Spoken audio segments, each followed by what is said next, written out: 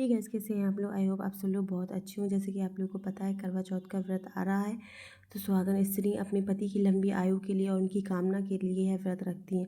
लेकिन आप लोगों में से किसी को ये नहीं पता होगा कि सबसे पहले ये व्रत कहाँ शुरुआत हुआ था, सबसे पहले किसने रखा था। वैसे मान्यताओं के अनुसार सबसे पहले यह व्रत माँ पार्वती ने अपने भोले बाबा को पाने के लिए यह व्रत रखा था, जिससे कि भोले बाबा बहुत खुश हो गए, उनको प्राप्त हो गए थे। लेकिन सबसे पहले ये व्रत रखा था सावित्री ने सत्यवान के लिए।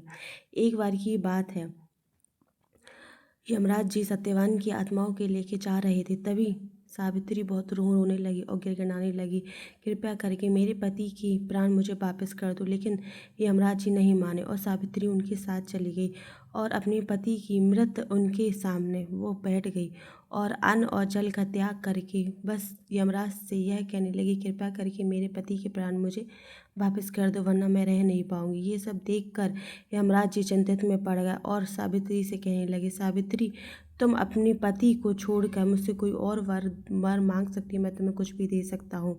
तभी सावित्री कहने लगी कि मुझे कई संतानों की प्राप्ति का वर दो। तो यमराज ने तथास्तु कह दिया और उन्हें यह वर मिल गया। उसके बाद सावित्री ने कहा, मेरे लिए किसी और के पति को देखना या उसके बारे में सोचना भी मेरे लिए पाप है।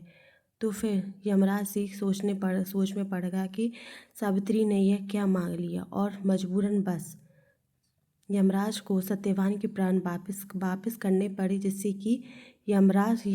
कि सत्यवान जीवित हो गया और वह दोनों आ गए। उसके बाद माँ पार्वती ने सावित्री को करवा नाम दिया, और माँ पार्वती ने कहा, यह संसार इस दिन को हमेशा याद रखेगा और यह दिन करवा चौथ के नाम से जाना जाएगा, जिससे कि हर भविष्य में ये दिन हमेशा सबको याद रहे। तो जैसे कि आप लोग को पता है, आज आप लोग को पता चल गया। तो अगर आपको मेरी वीडियो अच्छी लगी हो तो लाइक सब्सक्राइब जरूर करें। Bye guys.